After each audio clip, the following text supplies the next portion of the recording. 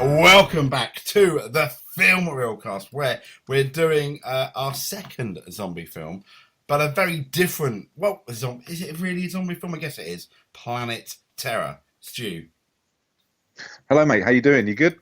I'm very good, thank you. I'm very, very good. How are you? I'm. It's got to be the most awkward intro ever. Yeah. But yeah, how are you? Nim's just fucking joined us. Yes. Yeah, I'm very well. Thank you very much for asking. I'm very excited to do this. Yeah, it's the first kind of exploitation film that we've done.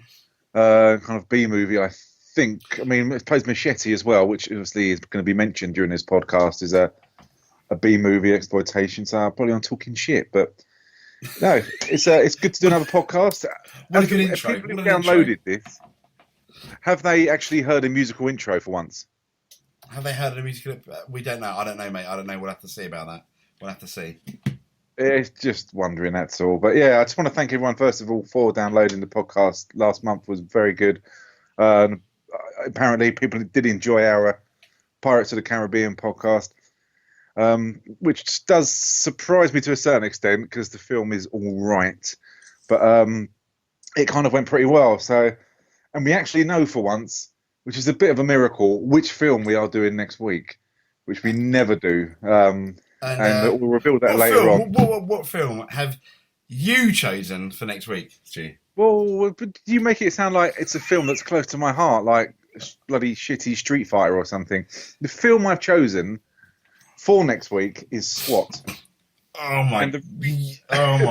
Yes, I know. The reason being for this is because it's a really good film to take the piss out of, because there is so much to take the piss out of it, about Colin Farrell, Samuel L. Jackson, Michelle Rodriguez. It's just the list is endless of bloody macho and fucking feminist shit in there, and it's just a funny film that does take itself serious. Did do well at the time, but looking back on it now, when you watch it, it's a pile of fucking trash. It really is. So I think it'll be a good fun film to do and something a bit light-hearted. There you go. I always have to think of films where you're going to understand a storyline as well. That is a cheap shot between the nuts. That is just not good. Shocking. And I know she also commented on the post I put on Facebook of the fight scene in Raid 2 as well. I think you've come around to my way of thinking. No, I like.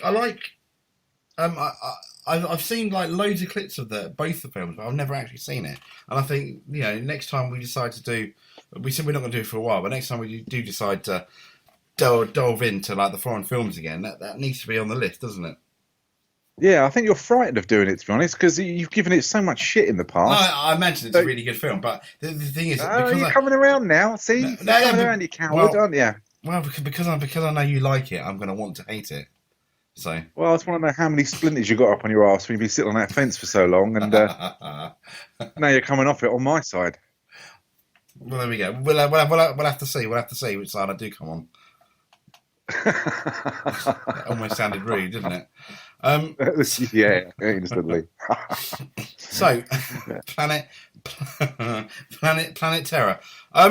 After an experimental bioweapon is released, turning thousands into zombie-like creatures, it's up to a ragtag group of survivors to stop the infected and those behind its release. Directed by Robert Rodriguez, written by Robert Rodriguez, stars a few people: Rose McGowan, Freddie Rodriguez, who's obviously Robert's brother, Josh Brolin from the Goonies fame. I mean, it's got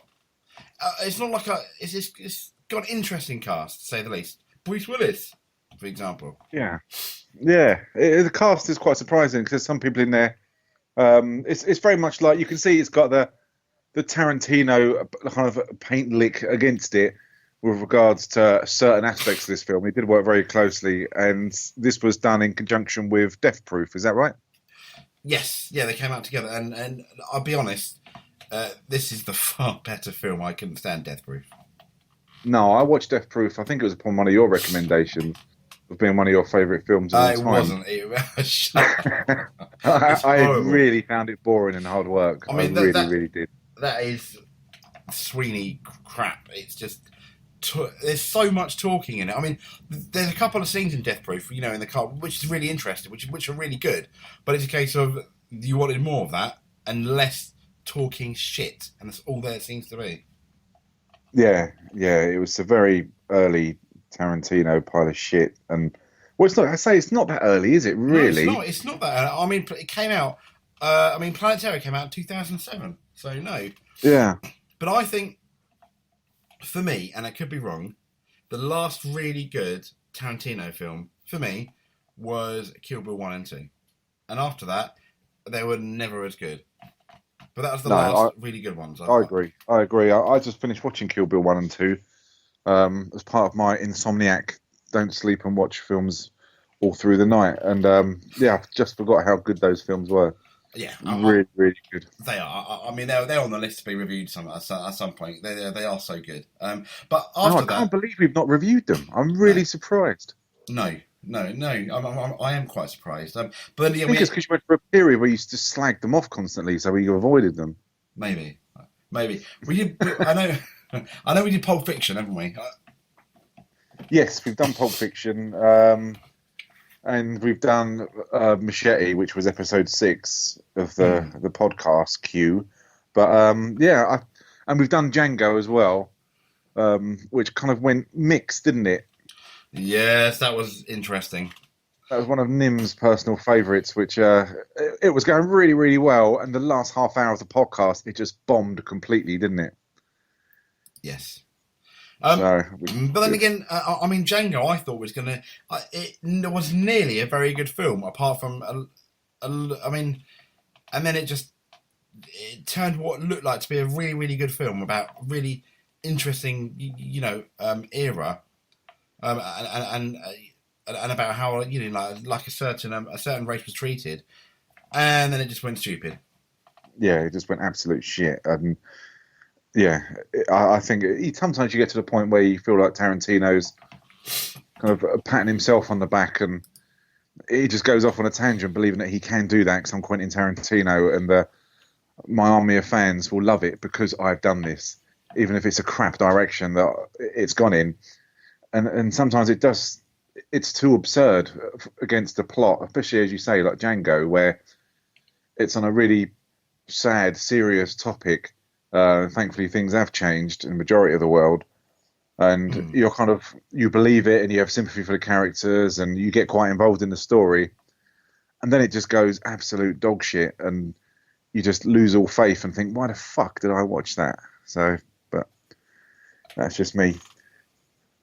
And it was you, apparently, as well. And I think Graham had exactly the same point of view. I think it was only Nim who stuck to his guns and thought it was one of the best films. But who will be making an appearance soon as well. You never know. You never know. He might do. Yeah.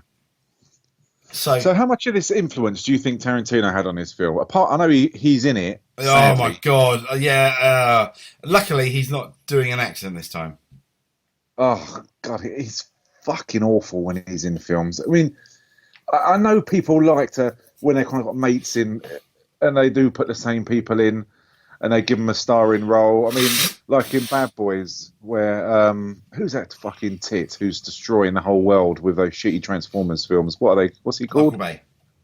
Michael Bay. When Michael Bay does cameos in like Bad Boys, and you kind of think, I know it's your film, but you don't need to be in it. Stay behind the camera and. I mean, the world will be a better place, and stop thinking about fucking launching a Transformers series. I know, it's ridiculous. I mean, the way, if you wanted to, the way it's done. For example, Peter Jackson, he has a cameo in each of the Lord of the Rings films for like a few seconds. Okay, didn't realise that. Yeah, he's in all of the films. For example, in Return of the King, when they get the pirate, they get the pirate ships, they capture them, kill them all. Yeah, he's the pirate that gets shot with the arrow. For example, the first pirate. Yeah, that's the kind of cameo you want. Didn't affect the film. It's a nice little homage to the fans that are watching out. Job done. But I mean, Tarantino can't act, and it's obvious. And when he does, the only film I thought he was, okay in, and he was definitely in for more than a cameo, in terms of I really disliked his character, was probably From Dusk Till Dawn. Yes. That's his best performance. We're looking at quite a low level, though. I mean, I'm not saying it's amazing, but if I had to pick out his best performance, it would have been that for me. Yeah. Yeah. Pretty much so. And I think that's because he's not doing that much, and he's kind of George Clooney's taking over the whole screen, isn't he? Yeah. So you don't notice him as like you do in this. He's not got a single role on there, and he's just fucking annoying. I mean, even in Pulp Fiction, when he goes to the house to get those cloths and clear up the car and everything like that. I mean, it's only lucky that he's playing a character who's a whiny little bitch, that he can actually get away with it. Because it doesn't have to put a lot of acting credibility into it, and it's just so annoying. I know. It's kind of like he stains his own film, sort of. It feels like, you know. Yeah, yeah. So great to slag him off. I know. Well, yeah. It came out in the UK. It came out on the 9th of November 2007. The Planet Terror. Right. Opening weekend in the UK was 80,894. Not very good. I don't know. I'm trying to think of I'm not too sure the budget for the film. I don't think the budget was that big. No. When you think in this country, when you have kind of B movies and exploitation, like the grindhouse kind of like the product. I mean, I was looking into. I've seen these films before, but I didn't really know much about where the terminology come from, and apparently they were saying the grindhouse comes from in the 50s and 60s, where they used to have kind of strip clubs and they were closed down. They were turned into cinemas where they showed B movies, and because of what the cinemas used to be before, as in the women grinding up and down a pole, that they were called grindhouses. So, and I never knew that. It was quite good to actually read the history of that, and also the exploitation. And the exploitation films have never been something that's been really big in this country. And Robert Rodriguez wasn't. I mean, he did the Dusk Till Dawn, which was obviously a really, really big film, and then had the series come along. But he's never been kind of someone who's a massive household name. And I know he's got his own channel in America. I think it's Wray. Is it Wray Network or something like that? And he's not as big as this country as he is in other parts of the world. So that's probably the reason why a lot of people wouldn't be bothered about going and watch the film. No, but I do think it's potential. It's potentially slowly. I mean, it has the potential. To turn to a cult classic. I don't think it is yet. No, you kind of wonder if Tarantino wouldn't have been as big as he is now. Would Robert Rodriguez have such a big career in this country? He possibly wouldn't, you know. That is a dissertation question for university, isn't it? It is. It is something that's beyond my education. So before the opening credits of the film, we have an advert for a film we've done in episode 6, starring Machete. I love that advert. The trailer for that was just brilliant. I remember when I first watched this, I just really wanted to see if there was a film Machete, and I really wanted to watch Machete. I just thought it was. I'd never seen Danny Trejo before, and this Mexican tattooed nutcase, muscle bound. It just looked so over the top and entertaining. And I think from this trailer that was so good that actually made the film based around the trailer, didn't they? Yeah, they did, and you are right. It was absolutely brilliant. It was just freaking hilarious. Yeah, you can get those T-shirts. You fucked with the wrong Mexican. Yeah, goddamn Federale. It's it reminded me of the voiceover from Team America. I'm not gonna suck your dick. I know. You know what? I watched Team America a few months ago, and I thought that's one film I'd like to review, but I don't think we can. I don't think we ever can. You know? No. So it's quite topical at the moment, isn't it? Yes. Yeah. And it's just it's one of those things that I don't think we could ever review and not get kicked off iTunes, unfortunately. Yeah. It's quite funny. So we had the advert to Machete, and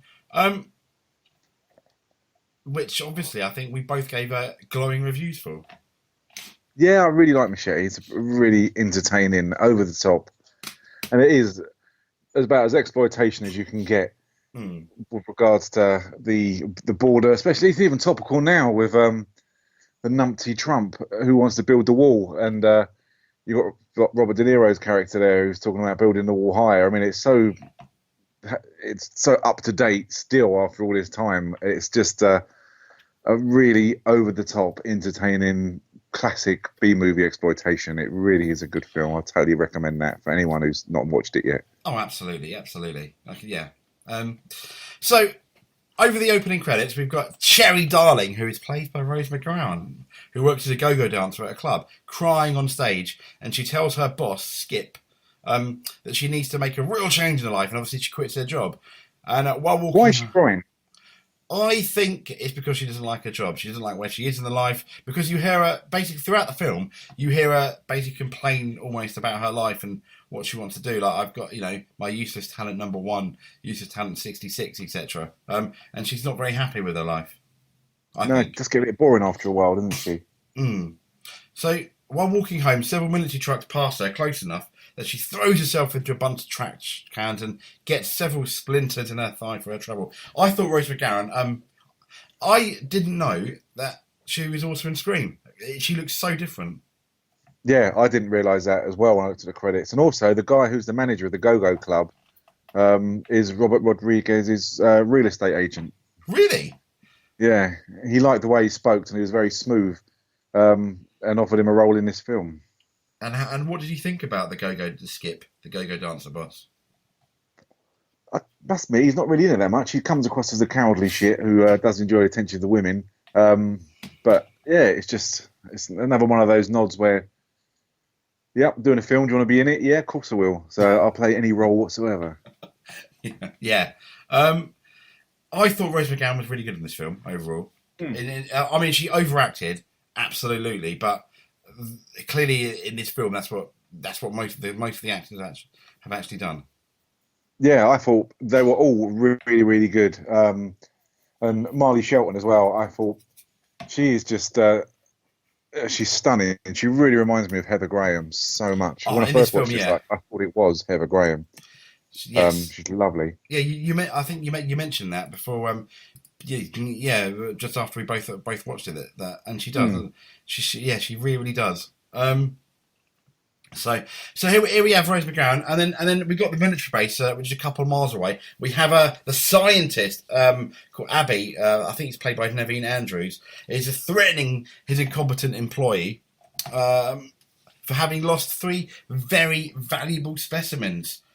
And obviously the price of this failure, Stu, is you get your balls cut off. I mean, that's quite harsh, isn't it? I mean, if that was part of the contract originally, if I you're going know. to make any mistakes, you're going to get your nuts cut off. I don't think I'd take that job, really.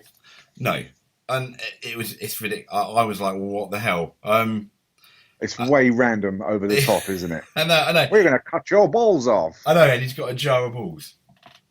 He actually has a jar of people's balls he cuts off, which we find out he's very attached to But why? because he's messed up in the head. I don't think we ever find out why, do we? I mean, it's just so fucking random that you're collecting a jar of nuts. Yeah, It's just so weird. It's kind of, I don't know. I really don't know. I can imagine everyone has a hobby, I suppose, but it's just very, very random. it is. It is, and then obviously that's when Bruce Willis turns up wearing a gas mask. He wants to know where his shit is, apparently, and this prompts a short gunfight where Abby loses his balls. Not his, but his balls. And Yeah, well, you don't find out what obviously you've got the iron cage there with the bars are bent on it, and the test subjects have escaped, but you never actually find out, unless I missed it, what they actually are or were. no, which is slightly disappointing. I can only assume they're infected people, potentially, or they're about to be infected. Maybe, because they're going to do some testing. And then, obviously, through the gunfight, the gas canister is broken, and someone unfortunately exposed to the instantly to this gas, melting their face, akin to RoboCop, that RoboCop scene, if you Yes, remember. Yeah. very much. However, however, obviously, Bruce Willis's men walk into the gas and enjoy it while Abby escapes his vehicle, and not noticing. Obviously, one of the soldiers is riding on top of the vehicle, and the green mist spreads through the air. There you go. Yeah, I quite like that scene. It was very, very quick. It was very to the point, and it gave you the information that you needed, and it left you guessing why he actually fired the gas out, why he actually needed the gas, Yeah. or why Bruce Willis wanted it in the first place. And when the gas was released into the atmosphere, that Willis was quite happy, and you find out the reason why he's quite happy a bit later on, because it kind of helps him in a way, doesn't it? Yes, it really it does help him in a way. And yeah, you're right. We do. I mean, what we find out in the end is the gas stops him from turning into a zombie, essentially. Yeah, and you see that as Willis is asking him why the where the soldiers are and everything like that while he's talking to him, his skin bubbles as well, doesn't it? Yeah, and I thought, I mean, the effects in this film, considering it's not going to have the biggest budget in the world by far, yeah, a lot of I think, nearly all the effects, nearly all of them are practical, aren't they? Yeah, I thought it was really, really good. Even yeah, the blood, the over the top slashing of people, and like the bubbling on the face, it all looked really good. And I think you can go away with it to a certain extent because it can be hidden behind like the scratchy, sometimes sepia type film, uh, where it's not kind of 4K ultra, where you can see every detail. It is very kind of dirty in a way, isn't it? That Hmm. you can kind of possibly hide some of the blemishes. But yeah, I thought the special effects were really, really good throughout the film. There was not one part that, even the leg, when Rose McGowan loses her leg, I thought that was done really, really well. And there's no part and I was watching, because I watched this a couple of times to see if there's any parts where you can actually see her leg when she's moving amongst the crowd. But no, they've hidden it really, really well. Yeah, you're right. I don't know to this day. I don't know how they did it so well. I don't know really. I don't know how much of it was CGI, if any of it. Because the shots. I think she had a bottom of her leg bandaged in green, and Got you. they That kind of makes green sense. screened it. Yeah, but it worked really well. I mean, that's the case. We always on this we've moaned so much about really crap CGI before, haven't we? Yeah, And that's one example of it a really good way to use it.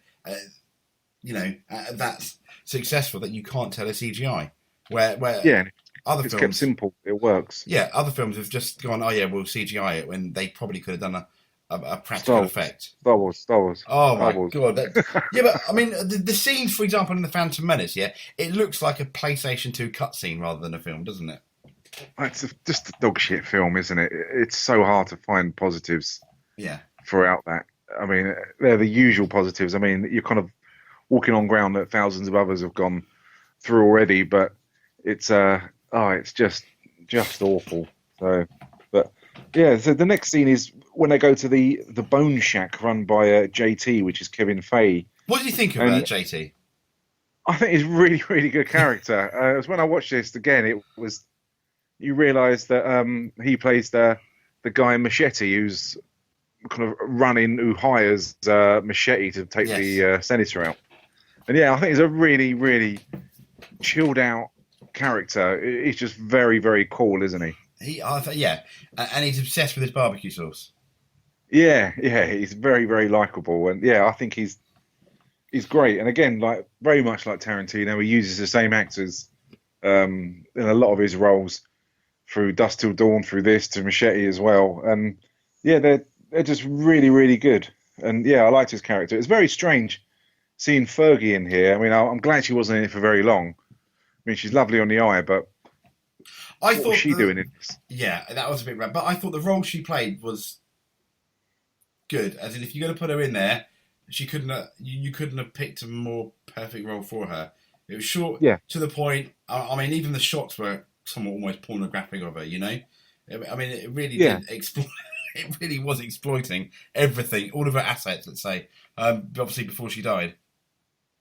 Yeah, I mean, the role, I mean, very much was like a career. It was very nice to start off with, and then it died at the end, Mm, and it was great. She did what she could do, and she looks stunning. As you say, camera pans in on her tits numerous times, in on her ass, and they play to her strengths. And thankfully, they didn't give her a role where acting had to be her strength because it clearly isn't. no. But yeah, I'm glad it was just short lived, and it led to quite a funny moment later on when she was jumped. But yeah, it was interesting seeing her in here, quite random, but yeah, it didn't disrupt the film or the flow at all. No, no, and obviously, she plays in one of the side plots of well, obviously her ultimate demise to do with another one of the main characters. Yeah, which is we're introduced to them next, and I love this couple. I think they're really really good. Uh, you see Josh Brolin and Marley Shelton, who play William and Dakota Block, who are doctors, Yeah, and Marley's a an anaesthetist, and Josh Brolin's character is just a psychopathic doctor. Um, and the kids are Rodriguez in there as well. I don't know what relation, whether it's his son or one of the sons of someone there, but he's a Rodriguez as well. When you he look at is. Yeah, the credits, yeah, and you see Marley, she's texting someone, and at that time you don't know whether it's a male or female, and she says, "Oh, I think he's onto us." So you know that she's having an affair, and possibly something later on will come to light. But it's one of those things where you've seen it in numerous films where someone is cheating on someone else, and you just can't hide that guilty face, can you? no. It's just impossible to hide, and it's just so true in real life. I mean, she puts the phone down and she taps the handbag right in front of Josh Brolin when she puts the phone in the handbag, and Mm. he instantly knows that something's happening, and he looks like a fucking evil bastard as well in this, doesn't he? Yeah, because ultimately, when you actually look at his character, he doesn't actually do anything bad per se until he finds out she's cheating on him. Yeah. So Yeah, so if you took away Josh Brolin's acting in this and the way he looked and almost the overacting into looking like he said evil, um, if you just if you just look at what his character does, you'd kind of feel sorry for him. So it's really almost the overacting of Josh Brolin that really puts that character across. Before we get to that point, yeah, and it's done really, really well by Brolin. I mean, you can't fault anything he does in this. He's very, very good. And he always reminds me of Kurt Russell, Josh Brolin does. He's a very cool character who comes across as looking very hard in whatever he does. He's really good. And in this role suits his kind of grumpy, mean demeanor that he tends to have a lot of the time. I know he's come far since the Goonies, hasn't he? Definitely, definitely, yeah. That's another film that we've reviewed as well. So, Here's another film we reviewed quite early on. indeed, yeah. I think it's just before we did Machete, we did the Mm. Goonies. Yes. So, um, yeah. So basically, they leave to go to work for their night shift.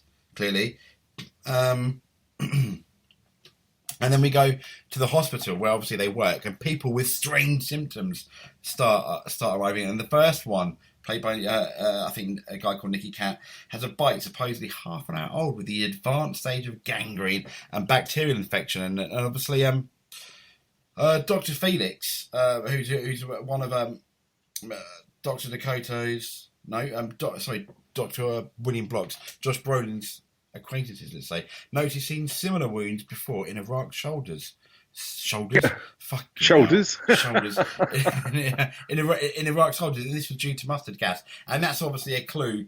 For later, and Joe's temperature's high, and they basically mention that they look at his mouth, and this is gross, isn't it? With his tongue, he's Yeah. got some messed up tongue and with loads of pus and stuff on. I mean, this is a film to watch when you're not having dinner on your lap. That's all I'm saying. Yeah, It's really, really funny because watching this, you kind of think, what kind of fucked up hospital is this? And what have they seen previously in this hospital to not get fucking freaked out by someone who comes in with like buboes hanging on their arm? And whilst they're looking at that, and I love the fact that the patient is really concerned about what's actually happening to him. Yeah, they And don't care. Brolin doesn't really seem, to give a fucking toss about what's going on. And to make him kind of give him peace of mind even more, he's having to sit and watch a computer screen with another doctor. And they show someone's dick on there who's been infected, and it looks like a realistic picture. And he says, "Yeah, this was so bad when the geezer had a piss, it came out like a watering can. It just pissed through different holes in his dick." You kind of think, God. Jesus Christ, this definitely isn't private healthcare, because you certainly wouldn't get that there. But they're not freaked out by it. So you just wonder who's come in this hospital beforehand and what kind of STDs or diseases have they had. And then they show the face melting. And as you say, even when the guy pokes his tongue out for him to take the temperature, and he's got like a lizard scaly tongue, and the pus, and it is disgusting that the pus pops and goes on Brolin's glasses. He doesn't get freaked out and doesn't react. And you No. think, what the fuck has he seen before to not react like I would, like a complete girl, when someone pops a spot and it pusses all over your face? I'd have gone home, at least. Oh man, it's like a fucking money shot, isn't it? It's everywhere. Yeah. It goes all over Oh. his face. I know. And they basically tell him that he's going to have to cut his arm off. Yeah, and again, they kind of say it as if they're going to trim his toenails.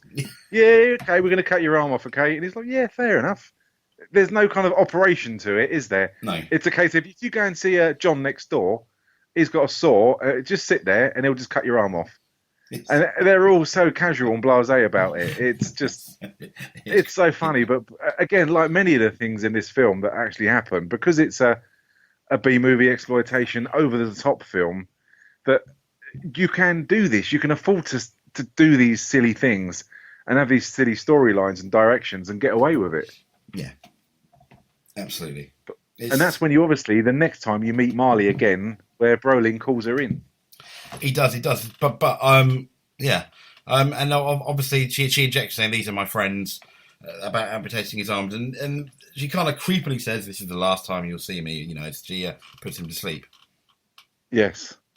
Yeah. So, She's very sexy, isn't she? She's got those syringes and that special syringe stuck in her stockings of under her dress, and you know that she's going to use that on Brolin later on. Yeah. She makes that quite clear, doesn't she?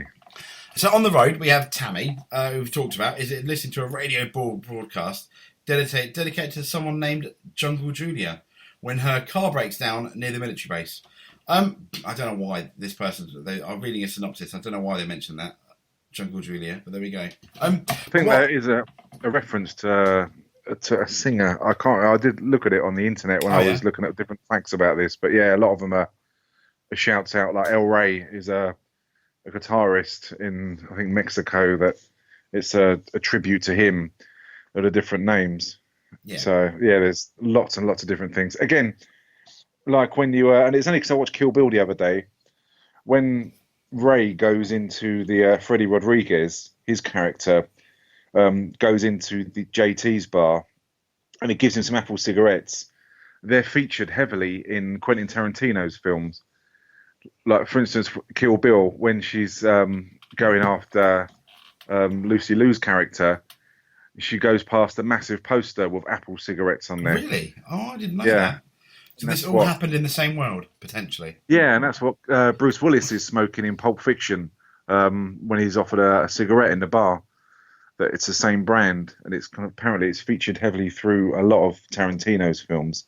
Oh, okay. So, yeah, and it was only when I watched one the other day that I realised. But yeah, there's quite a lot of, I suppose, in a way, continuity through Rodriguez and Tarantino's films, where they sleep each other. And I didn't know that. So, yeah. But isn't it funny when they're in JT's bar, you see Wray in there, and he, as I say, he's introduced, and JT says, "Oh, there's a new person in the bar," and you clearly see that they know each other, and there's a lot of history. And she said she's going to be a comedian, and it was really, really weird that she said, "I'm going to be a comedian," because at no point is she funny, and that is the joke of it, I suppose, isn't it? It is. It is. The funniest thing is Ray's character on more than one occasion looking at Cherry Darling and said, "That's my jacket. I looked for it for 2 weeks." Yeah. And then that made me laugh because he's obviously mentioned it on more than one occasion. It's just the way he mentions it, so deadpan. Again and again and again. Yeah. Yeah. And on the way back, which was also she says, "Oh, will you give me a lift?" And he says, "Yeah, it's no problems. I'll give you a lift." And he kind of links in with Fergie's character because she gets jumped on the highway when her car breaks down. Yep. By the And infected. yeah, she's gone. And as they're driving, they drive past her, and she's being kind of attacked and dragged to the side of the road. And he's just like, "What was that?" Because I think it was just people dragging deer or eating deer. It's roadkill. And I thought, yeah, deers wear denim jeans and crop tops, don't they? You know, when the fuck did you last see a deer wearing a pair of jeans? Well, there we go. Well, I mean, this is a weird place, isn't it? This universe, you never know. But then it goes on about how when you see a deer, you got to go straight through it, and they cause loads of accidents. And hitting it's a lot better. Yeah, and he sees something and then fucking rolls the van multiple times. He rolls the van multiple times, and then they kind of like compose themselves. They're upside down. Cherry gets dragged out of the car, and her leg gets taken off. Unfortunately. Yeah, it's interesting that she doesn't get affected or infected rather, because it's not like the zombies where you get bitten and you get infected with the zombie disease. This is purely like a gas mutation that's floating through the air, and you're either immune or you will get infected by it. It's not a case of getting bitten, is it? No. And that's not made really clear until right towards the end, and then it suddenly makes sense for me. So, and then obviously she gets dragged off, and then the police come and arrest Wray, pretty much. Yeah, because he tries to shoot them, doesn't he? From random place, he pulls out an army-issued sniper rifle, automatic machine gun, and starts shooting them. Yeah. And obviously, the guy who arrests him, Haig, the sheriff, is Reese in Terminator, and he's Hicks in Alien. The sheriff? Yeah, Haig. Really? Of course. I Oh, thought I recognised him. Disappointed. I know. Aliens is another film that you hold close to your heart. Yeah, it is. Of course it is. That makes sense. Yeah, because obviously he's a lot older. I thought I recognised that, but then I couldn't quite pick how I recognised him. Oh, thank you, Stu. And I never really did that. I never really looked at the Yeah. Okay. There we go. So at the police station, Ray's obviously permitted to make one call. He has a coded conversation with someone asking about DC2, which ends up being obviously this gas. And he obviously asks more coded questions. And Earl McGraw, Michael Parks, who we later find out is Dr. Dakota's father, a local Texas Ranger. You know, I never picked up that Ray had a conversation involving DC2. No, I'm literally. And I watched it twice. Do you think maybe it wasn't in the cut we saw then? I know, possibly it could have been. I really don't know. But it might have been. It could have been. The only time I think it happened, because I missed that too, would have been in the background when the sheriffs are talking to each other. Yeah, it could be. Yeah, but I never actually realised that he spoke about DC2. That you don't really get to find out enough about him.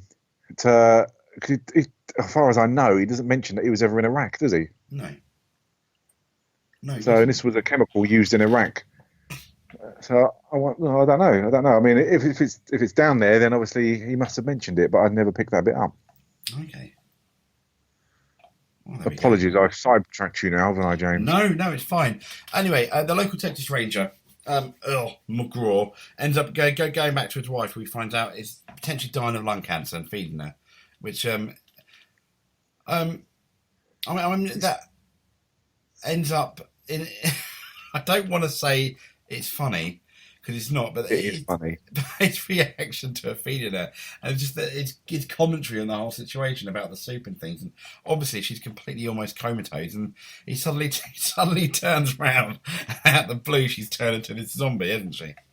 Yeah, it is quite funny, but it's equally as funny that he's got no qualms about shooting her in the head. No. Yeah, he's not actually seen any infected people yet, and suddenly his wife just. Who is obviously because he clearly loves his wife because he's going through all this effort of trying to help her out, feed her, and goodness knows what else. And as you said, turns around and shoots her in the head. Like, you know, Yeah, exactly. I love you. I want to look after you. Nothing's too much trouble. Oh, fuck this. I'm going to shoot you in the head. yeah, Yeah, it's pretty good, pretty quick. The way it should be. it is. And obviously back with, I mean, and prior to that, we were obviously back with the sheriff's department, and Deputy Tolo arrives angry about some maniac that he's arrested at Skip's club that's bit off his finger.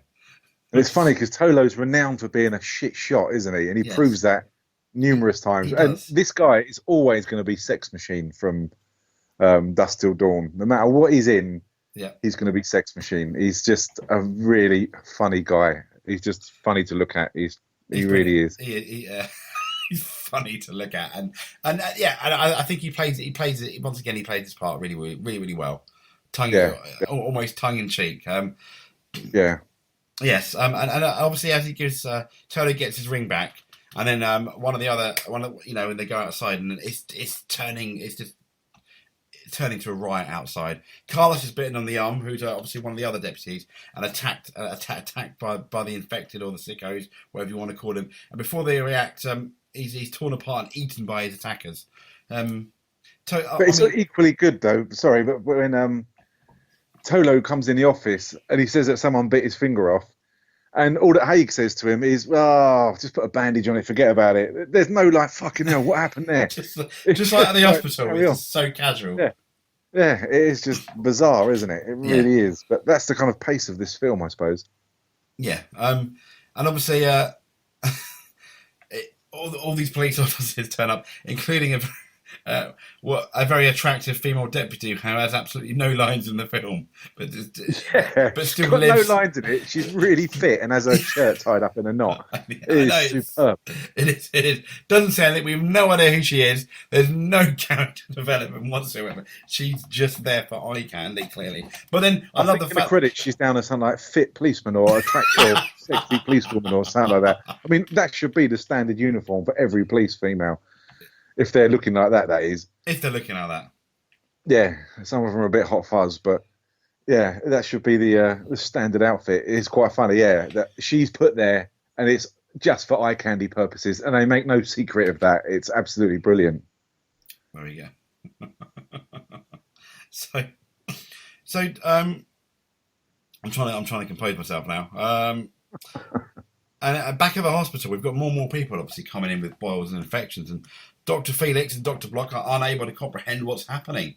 And obviously, Dr. Block, she walks down a hallway. He looks into a room where Joe has turned into a sicko and has killed the doctor that was going to cut his arm off, which is quite amusing.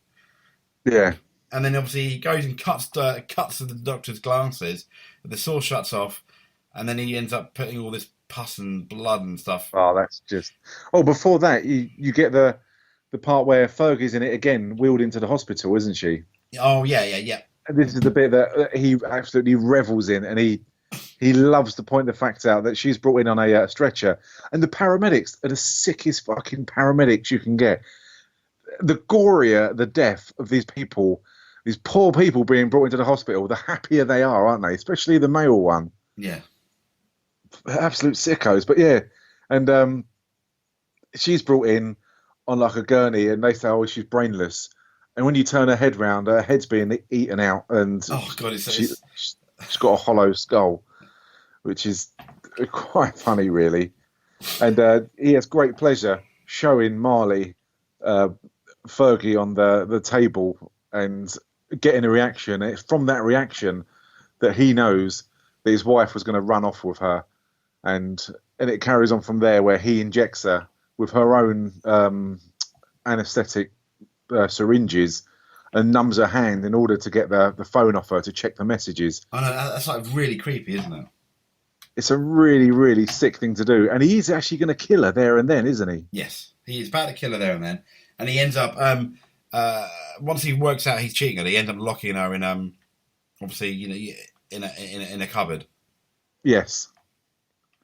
Yeah, it's a really good scene, and again, I love the way it's done. I love the pause from when he's got the final syringe, the red one, where it looks like the way he's going to do it, he's going to stab it in her eye or in her head somewhere.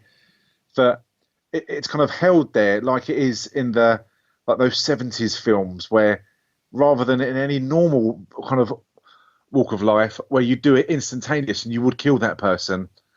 There's that pause for added tension, and the music to this is chosen by Rodriguez is really, really good as well. I mean, I think the It's music very, of the whole film is B movie, but oh, it's brilliant, awesomeness. isn't it? Yeah. Yeah, it's so good. Yeah, and that scene is it's just great. It's very, very It's entertaining. really Very, tense as well. I thought, as well as it being entertaining, and I mean, I know a lot of the films kind of like slapstick or borderline slapstick, but that's for me that was one of the few really tense scenes in the whole film. That bit. yeah, it was. It was. Oh, I completely agree. It was really, really good. So Dakota then throws herself out on a window, landing in the trash outside the hospital. In the end, she goes to her car, but her hands are still numb, and then she puts this bit is horrible, isn't it? She puts her Oh, hand to the it's car, sick, tries to isn't it? open it, and either breaks or dislocates her wrist, and it's just oh my Oh, god. you actually see it though, don't you? Again, it's done really, really well. Whether she's double jointed or not, but there's no break in the film when they show this. That she slips on her high heels and her hand is stuck underneath the car handle or the door handle. Sorry. Yeah. And oh, it's awful. It's your stomach just turns, doesn't it? Oh, it's not like oh yeah it is. You're right. And then I mean she ends up getting into a car and just awkwardly drives away in the end. And obviously as she leaves, Ray and El Ray and the cops show up and he tries to grab a gun but he's told no. But then he makes his way. Tolo through this accidentally shoots a hospital patient after. I love that part. It's so funny because cause you've got random people coming left, right, and centre. And some are infected, some are just escaping, and you just don't know what's going on. And he just turns around and shoots this like 90-year-old lady in the stomach. He's like, for fuck's sake, you idiot! Yeah, but they're very casual about it all, aren't they? Tolo just shrugs his shoulders as if like, yeah, fair enough, fucked that up.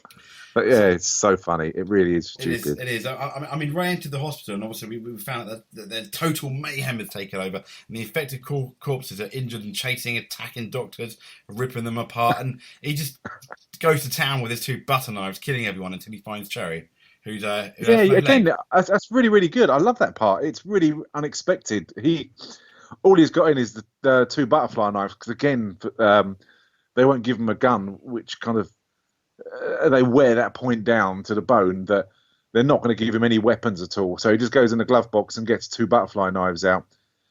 And when he's in the hospital, he's kind of like parkouring up the walls and slashing people. And that was a real surprise. I didn't expect him to be like a fucking commando and parkour specialist of taking people out. No, yeah, absolutely. It was a surprise to me too. And then I'm lost now.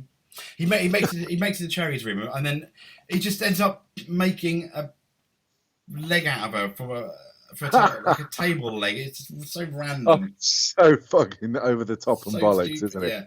Here we go, smack. That goes on well. And then, I mean, to be fair, the only realistic thing about that whole scene and what's to come, the next few minutes is the fact that she's having trouble walking, understandably. Yeah, and she's talking about her leg, and I like the line: "If you want to be a comedian, retarded jokes are always funny." And there you go. I know. And he says, "You're crying over spilt milk. Like, stop moaning about it." She's like, "Look, my leg's gone." It's just the fact that she's got. When you see her stump, it's got this kind of square metal bar sticking out the bottom of it. Yeah. And he breaks his chair leg off, and just shoves it right in her stump. And it's beyond belief, over the top, but whilst there are zombies eating people and attacking people going around, you just suck it in and believe it, don't you? Yeah, absolutely. And we've got meanwhile, obviously Dakota's getting home. These crazy babysitters talking on their cell phones with their apparent boyfriend, while Dakota's son's playing with his pets, which include a spider, a scorpion, and a turtle. And she's looking exhausted and disheveled. Comes home, the babysitter twins get angry at her because obviously she didn't show up to take her son home on time, and then she kicks him out of the house and asks them to leave. But they are fucking premenstrual women, aren't they? They're women not to be messed with. Fucking hell! But before they attack the car when she leaves, Jesus. Yeah. And then obviously she's sitting in the car with her son. The crazy babysitters are attacking with shovels in the windshield. She speeds off, causing one of the twins obviously to land hard on the ground. And I thought that's the last we see of them, but it obviously wasn't in the end, was it? I thought they get infected, or I thought that once they came back and they were attacking the car, possibly they were, but they're not. They're just being absolute nutcases. Yeah. And then she drives to her father's house, Elmore Groves, and she tells him that if anyone comes near, she gives her son a gun. How I, did you find this I, scene? don't- How did I you was react? With really, laughter or not? I was. You laughed, didn't you, Stu? Yeah. The first time I saw it, I was horrified because I was like, "Oh my god, they've actually, they've killed a child." Um, If you ever needed an advert for the effects of a child with a gun of what could possibly happen, this is a real life learning curve, isn't it? It is so funny, and it's even highlighted when she gives what is he 6, 7? Gives him the gun and says, "Don't point it at yourself. You could blow your face off." So she gets out of the car, walks away, and over the shoulder, they're still showing the car. So you get a rough idea something's going to happen. And then the inside of the car lights up and there's a gunshot. And yeah, the kid's actually shot his face off and killed himself in the car. And I think it's so shocking that it's funny. It's probably just me, but I just found that quite amusing. 'Cause you think, what the fuck is that all about? you're a So sick yeah, man. it's not many You're a films sick man. where you actually you see that happen, is there? No, no, and obviously That's the rule of the film, you know? she goes, she ended up going back to her dad, Earl, who opened the door with an axe. He's holding an axe, and clearly there'd been something going on in there. Yeah, the amount of claret on that wall back there. Jesus Christ. It's yeah, something's clearly happened. I doubt if his wife had that much blood in her. But yeah, there's definitely been a lot of action in that house, and it's not the kind of good action that you'd expect. No, and then obviously, they end up. We're back to Ray and Cherry, who meet up with Sheriff Haig at the JT the restaurant with the other survivors from the town, and the sheriff will make some deputies, but not El Ray, obviously. Yeah, Cause, he doesn't get a weapon still. No, and when they get there, they see JT lying on the floor, and we think with his intestines that appear to be ripped out. And upon further inspection, he was just knocked unconscious after shooting some of these infected zombies. Yeah. We find out beyond doubt that obviously they're brothers, don't we? Even before that, and obviously which is quite interesting because the Haig, the sheriff, appears to be putting pressure on his own brother in order to get the recipe for the ribs, which is so many bizarre. random side plots in this film, isn't there? Yeah. And then afterwards, JT shows the group some escaped vehicles, and one of which is a chopper motorcycle, while the other is a cut and chopped 1950s converted automobile. Oh, it's lovely, isn't it? Yeah, and then obviously, as you said, Sheriff Haig continues to ask Ray this time who he really is, but Ray refuses to answer. And then Cherry and Ray discuss their relationship in one of the bedrooms there, and we learn that Cherry left Ray because he couldn't commit, but then he talked about his jacket again. She finds an engagement ring, and there's an intimate scene. They consummate their love, don't they? And yeah, the film burns away in kind of true. All we know really is kind of Tarantino style, and it just pops up missing film reel. Yeah. So it was all we needed, wasn't it? Because in them doing that, you managed to skip probably half an hour's worth of the story plot. Because when you come back, JT's ribs house is on fire, and you've learned that Tolo's by accident has shot Haig in the neck and injured him. which I think is better than actually seeing it for yourself. You know, I thought that was that made it funnier. And more survivors are showing up, including the twins, Cherry's boss Skip, Dart, Dakota, Earl, and several other people. And Ray's evidently told Haig who he really is, with both She's still carrying around her dead son as well, isn't she? Oh God, you found that funny, didn't you? Yeah, I just thought, what's the point dumping fucking hell?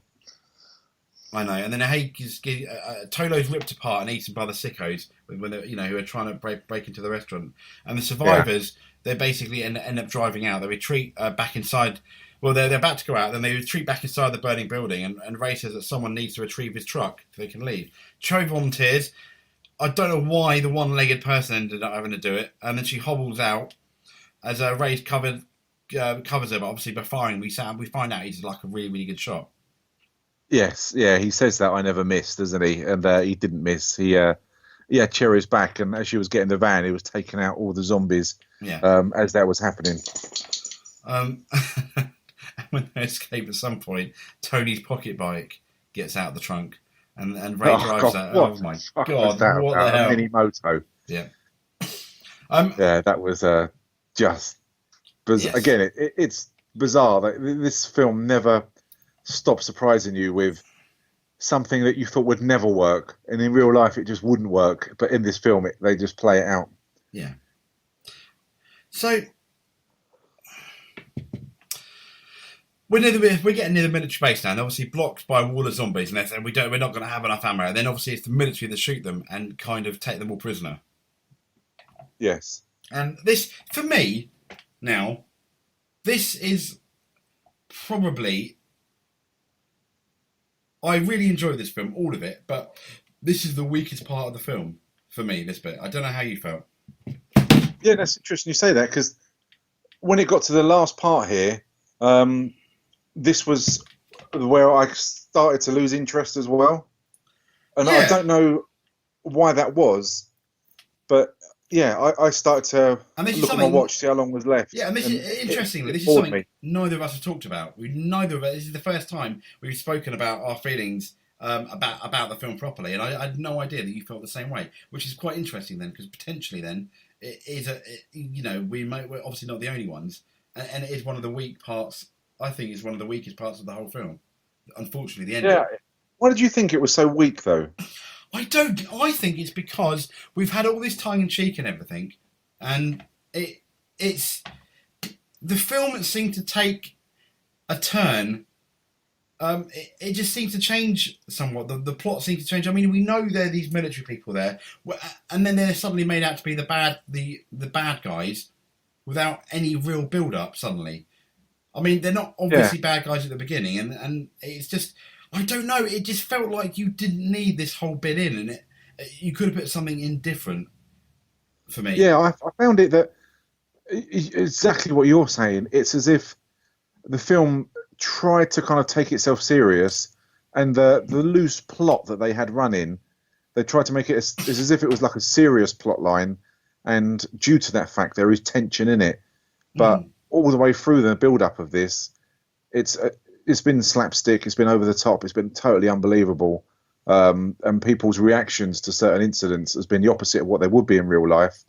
And it started to take itself serious, and I think that's what threw me off because this film can never take itself serious, and if it tried to be a serious film from the outset, it would have just bombed, and it would have been a film that I would have struggled watching. No, you're And absolutely that's right. But why for the it was next, boring. yeah, but for the next 10, 15 minutes, it tries to be serious. I think you're right. Yeah, I think, so what you're saying is, I think the tone of the film changes for about 15 minutes while we're here. Oh, what a good word you've used! The I know, tone of the I film. know. Oh Ugh. God, But it unbelievable. doesn't. And here, obviously, we learn that we learn that, for example, Bruce Willis's team killed Bin Laden in Iraq, but they Yes. weren't supposed to, so they all got gassed. And then they wanted a cure for his men. Obviously, he felt quite bad, so DC-2 was designed, or whatever. The actual gas helps them not turn into zombies, essentially. Yeah, and they It's want to infect the whole town because so the people who aren't infected can be experimented on and be used yeah, to get a cure for DC or for the infected disease, really, isn't it? yeah. But that wasn't really apparent at the beginning of the film, and it's only now we find out the true story, which is either disappointing or is like, well, we didn't really need to know that. That's how I felt. And So I then didn't mind that. I quite enjoyed the fact that I knew why it was all happening and why certain people were happy the disease spread. Well, why Bruce Willis? Because he wanted the containers at the start of it, and when Abby shot them, why Bruce Willis was quite happy about it because I thought we would have been pissed off about mm, this. But so it kind of answered a lot of questions. But I think, as you say, the tone of the film changed to one that didn't suit the pace that had it beforehand. no, okay, no, yeah, I get you there. Um, so, I mean, Cherry and obviously Dakota are taken out and taken out and put elsewhere, and they go, because obviously Quentin Tarantino's character gets a hard on for them. Oh God, what this is another. This didn't help the mood and tone of the film at all. With Quentin Tarantino in it, he's a fucking shocking actor. He doesn't ever give anything good to No. it, and it's not a date thing. It's not an early stage of his career thing. Because Django and it's just we've spoken about this already, but it's just I wish he wouldn't do this in films. It's not needed. I don't need to go. Oh well, it's Quentin Tarantino. He's acting. I couldn't give a shit, to be honest. I'm moaning, aren't I? No, no. The thing is, I completely agree with you. That's exactly how I felt about Django. But I think his Django performance was worse than this, not by much, but yeah. Yeah, But yeah, this was still. I mean, I want to get my dick wet and stuff, you know. So he goes to obviously. yeah, I mean, he ends up trying to rape them, to rape Cherry. But I mean, the guy said.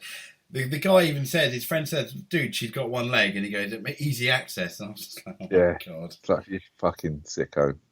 And then obviously, you know, and then he comes unstuck. Is it? I mean, the only scene I thought was kind of funny with Tarantino is when he takes his trousers off, and obviously his Dick starts melting. yeah, starts Yeah, melting, and then he says, "Oh, I'm gonna have to do it quickly." yeah. I Whatever. thought that was quite funny. But that's I it. really did. That was the only highlight in a Yeah, very low part of the film. I felt and I think that that was part. just purely because his dick was melting. That's the only reason why. Yeah, I think any actor, it would have been funny on anyone. It wasn't. Yeah, It wasn't Tarantino's skills that was making that comical. Put it that way. penis jokes are funny. Full stop. So it Yes, doesn't they matter are. who you are. And then Cherry stabs him in the eye, and we think he's dead with the end of a stump. But then he gets up, and then he gets stabbed by Dakota in the other eye. Yeah, and it's quite interesting the fact that her syringes that she's got down her stockings is more of a gun that fires the syringe itself. Yeah, I like So that. yeah, and that's how she's able to shoot him. Yeah, I like that as well. And Very then, cheeky. and this is where we get the modified leg of Cherry Darling. Yeah, again, this I know it's kind of iconic, and there are lots of T-shirts with her on, and yeah, it's something completely original, but it was just just one bit too much for me. One bit. When she was spinning around in a circle, shooting all these people. I mean, I know it's exploitation, I know it's B movie, it's meant to be over the top, but it started to lose me a bit when this happened. I mean, I thought it was hilarious, but yeah, I can see where the film is ridiculous, but it's almost made certain rules for itself within that ridiculous. You know, it's kind of like, okay, we're being ridiculous, but we're not going to go this far, and this is like almost the next level of being ridiculous for the first time in this film. Yeah, Which, yeah, yeah, I mean, the only time I thought it was almost ridiculous when obviously they end up escaping obviously the military base, and they kill Bruce Willis's character, as you said, he was quite happy, and then they need to get to the choppers, and she I mean, Cherry Darling's doing very well killing these zombies, but then she decides to shoot her way over the wall, which I thought was ridiculous. yeah. And Ray dies, which were you surprised about that? I was, because of the way he died. It's the way he died. Was trying to protect Cherry, right? It was about Yeah, to, yeah. And then obviously he kind of gets shot as well. And I just thought it was a bit, considering how awesome this character was. We go back to the button lines in the hospital, the best shot. It was really clumsy and completely out of character for him to die that way. yeah. That's exactly what I thought. That it was a very quick, um, easy way to get him off the out of the film, and it was just a shame because he'd done so much, he'd done so well. He had his character arc was developing more and more. Mm. And then, as you say, clumsily, he's dead, and that's it. And it just didn't fit in with his character, did it? It was a real clumsy way to go. It was a real shame because I quite liked his character. It developed really, really well. Yeah, and did he really need to die? Okay, it made for a joke in the end because while he's dying, he touches obviously Cherry's belly and goes, "I never miss," which I thought was quite funny. Yeah, Which played into the story later because she gets going the two of us, but against the world. But they end up getting to the chopper, and then it's almost back to being ridiculous in a good way, and where the Skip, the guy, with the motorbike, ends up chopping killing all the military personnel with the blades on the helicopter. Yeah, and you've got Josh Brolin appears again, doesn't he? He appears in the other helicopter. Yeah, he does. Yeah, there was no reason for Marley to go into that helicopter, was there? No, that was a bit. Yeah, you didn't really need that scene. I felt. No, but it's good he gets his comeuppance, and it's the dad who finally Yes. takes him out. He appears again, thinking that he's dead, being left at JT's to die a hero's death. Hmm. But yeah, he appears again, and it's quite good. I didn't have any issues with that whatsoever. Oh, okay, there we go. And then they escape, and then the next time the scene we see is it almost felt like a post-credit sequence, but before the end of the film, where they're all like I think in Mexico on the beach, and then we find she's got a modified gun on her leg, Rose McGowan, and then we see obviously she's got a daughter, because he never misses, and then it's the two of us versus the world, and then the film ends. Yeah, it was, and it ends with Marley, Cherry escaping, and she's on this kind of beach resort where she's on a horseback dressed in white, and she's now the leader and fearless, and they've started their own kind of community, haven't they? And she's got a baby on her back. There's obviously Ray's baby, and the legacy will carry on. And I don't have any issues with the ending. I don't know about you. No, the way it ended, I think once they got into the helicopter bit, apart from obviously the doctor turning up, which wasn't really needed, but wasn't nowhere near the worst thing of the film. Once they kind of escaped the military base, for me, it kind of felt like it almost went back to normal again with the slapstick. And but yeah, so the ending, I didn't have a problem with. Yeah, I mean, the worst part of the film for me was that 10-15 minutes at the military base. Yes, that was it. Yeah, apart from that, I had no issues. But yeah, all in all, I enjoyed the film. It was good to watch it again. I've not seen it for a long time. Yeah, I thought it was really good. I'd probably give it 3 out of 5. I'd recommend it to other people for sure, on the provisos that they are watching a film where they can't take serious and it's pretty graphic and slapstick. But yeah, I mean, the worst bit was at the end of it, the military base. But apart from that, I thought the pace was good. I thought the characters were good. The music was good.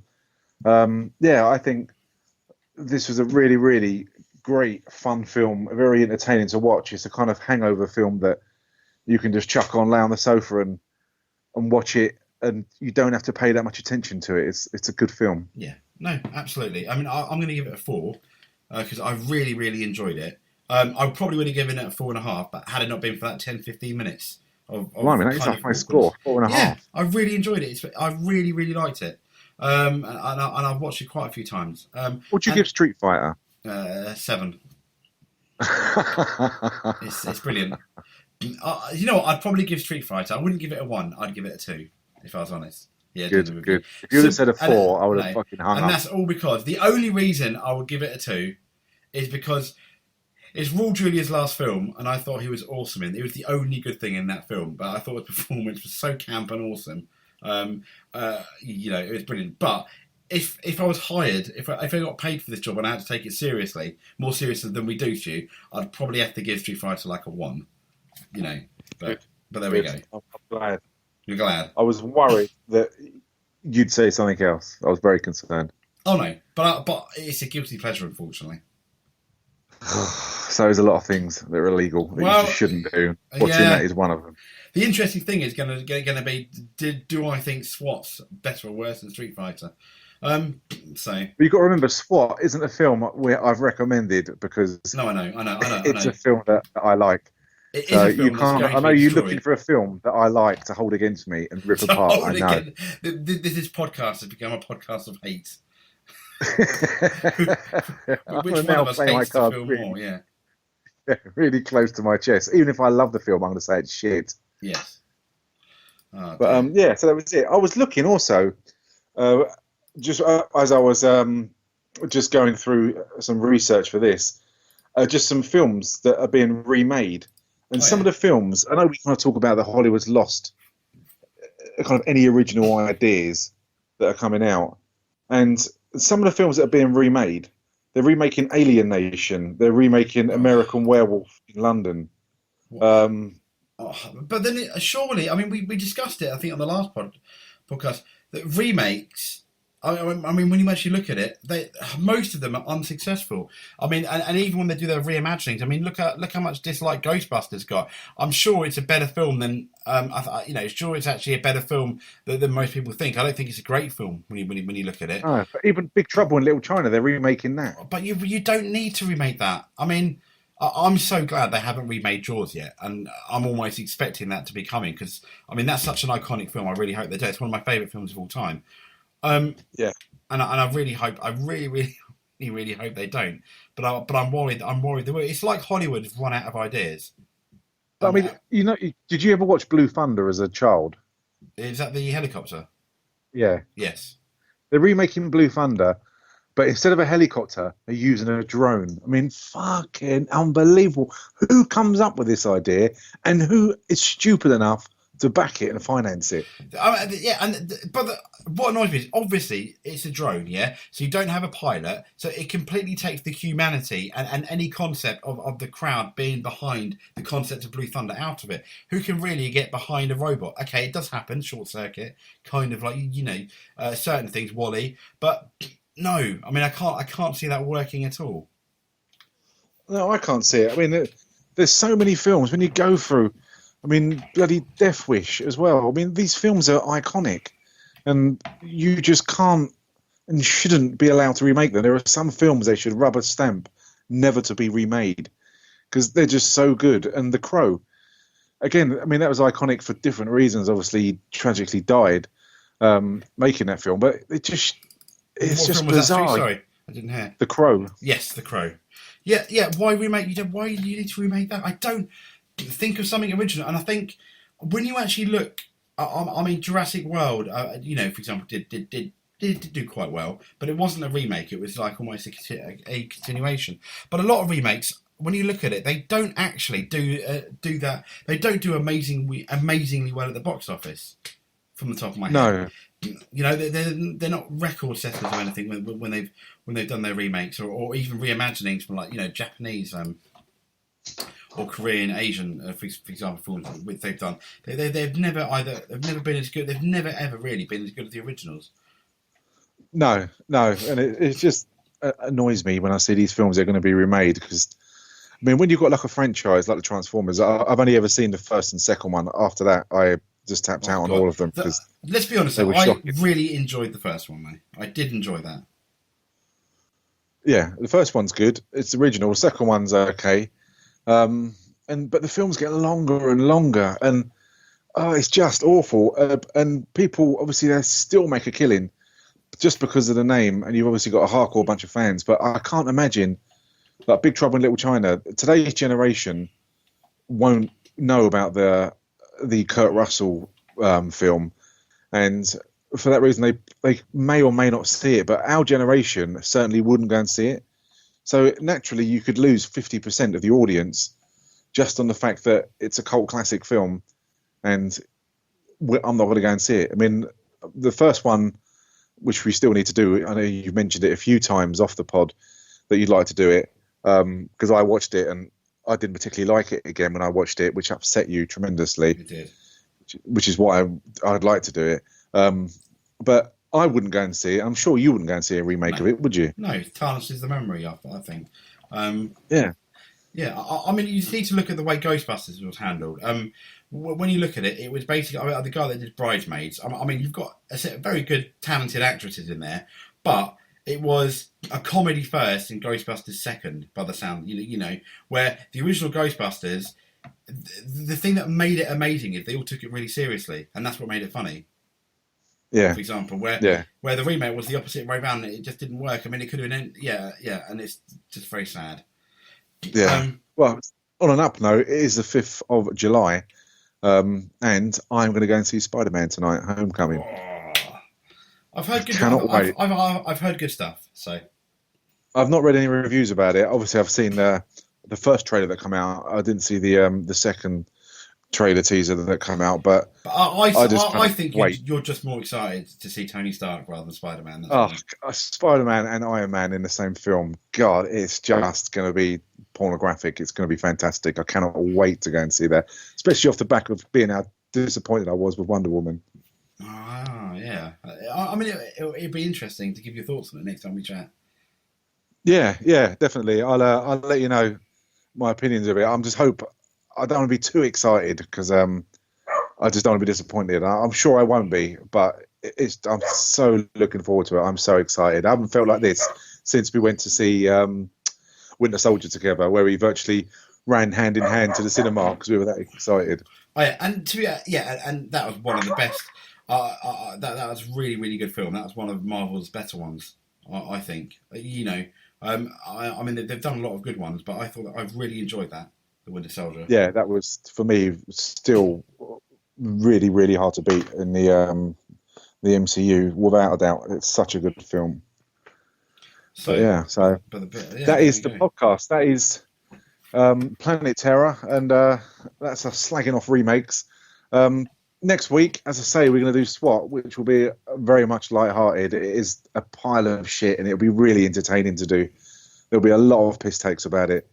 So I don't know if you've seen SWAT before, have you? Yeah, unfortunately. Me too. So at least we know what to expect. Yes. But yeah, that should be entertaining. And again, please leave us some feedback on iTunes and on Android as well. We're on lots and lots of podcast apps on Android where you can get hold of the episodes, and any feedback's good of what we're doing well, of what we're doing badly. But yeah, SWAT next week. I hope you enjoy it. And again, thanks for listening. And it's been great talking about the film.